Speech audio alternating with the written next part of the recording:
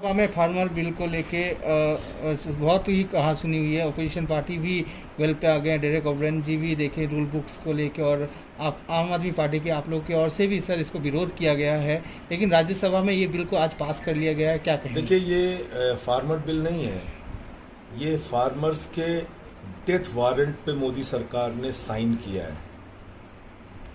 ये farmer bill नहीं है, ये किसानों के पेट और पीठ दोनों पे लात मारने का काम मोदी सरकार ने किया है।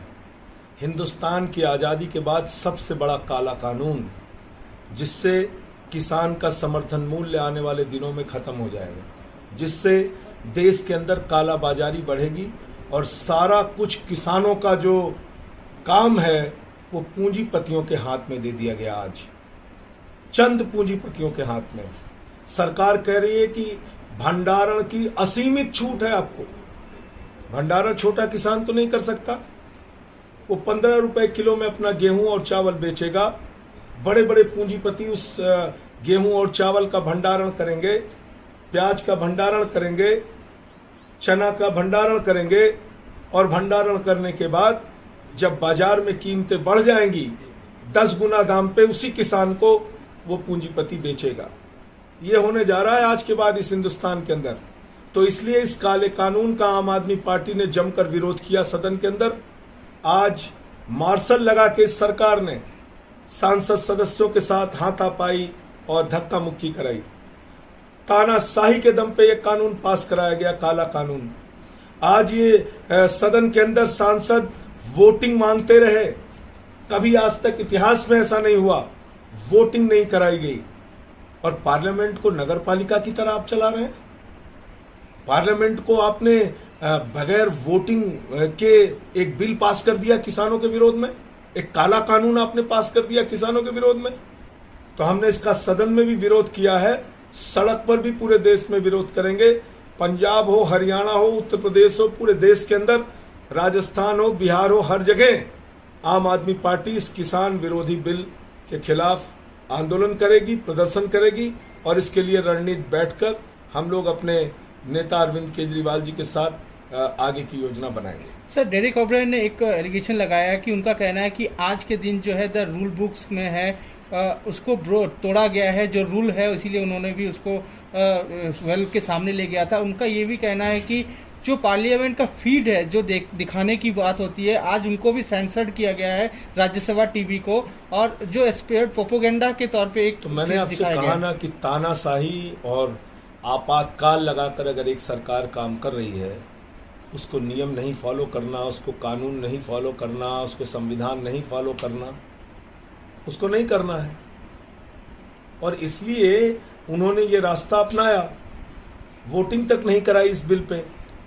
आज बीजेपी के पास नंबर नहीं थे, बीजेपी हार रही थी, ये बिल राज्यसभा में नहीं पास होता, तो उन्होंने नया तरीका अपना लिया कि बगैर वोटिंग के हम बिल पास करेंगे। सर, मोदी सरकार बोल रही है कि ऑपोजिशन पार्टी कहीं ना कहीं गुमराह कर रही है, और ये एमएसपी पे कुछ नहीं है। संजय राउत जी का भी आज इसी पे उनका भी सवाल था। इन्होंने इस देश को हर मुद्दे पे गुमराह किया। 2 करोड़ रोजगार के मुद्दे पे देश की जनता को, नौजवानों को गुमराह किया। 1 नेशन 1 टैक्स जीएसटी के मुद्दे पे देश की जनता को गुमराह किया।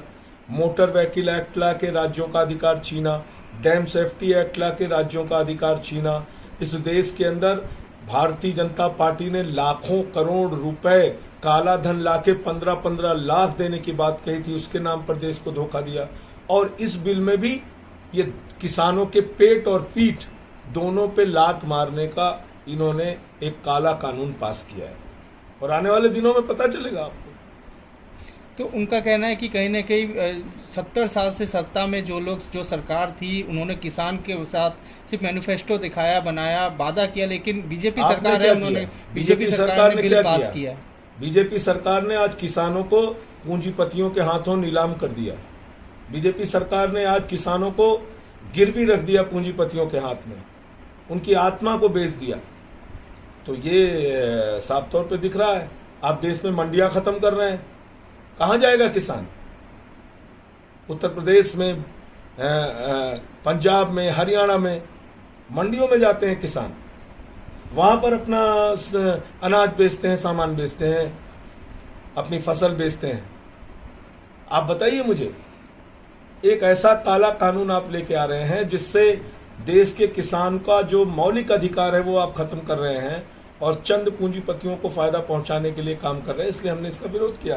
सर, डेरेक ओब्रेन ने भी आज जोरदार तरीके से राज्यसभा के वेल के सामने प्रदर्शन किया, क्या कहेंगे? निश्चित रूप से किया और करना चाहिए।